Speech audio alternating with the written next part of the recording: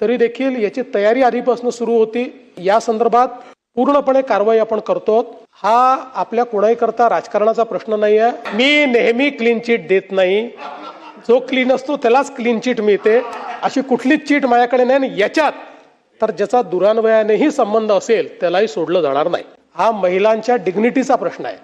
काहीतरी वेगळ्या पद्धतीचं भासवून, वेगळ्या शक्ती आहेत असं सांगून, अशा पद्धतीचं त्यांचं ब्रेन वॉशिंग करणं, अशा अनेक गोष्टी याच्यामध्ये करण्यात आलेल्या आहेत। खराब प्रकरणात कुणालाही सोडणार नाही असं फडणवीस म्हणाले। जो क्लीन आहे त्यालाच चीट देतो असं फडणवीसांनी म्हटलंय। कारवाईची तयारी आधीपासूनच सुरू होती असंही फडणवीसांनी म्हटलेलं आहे।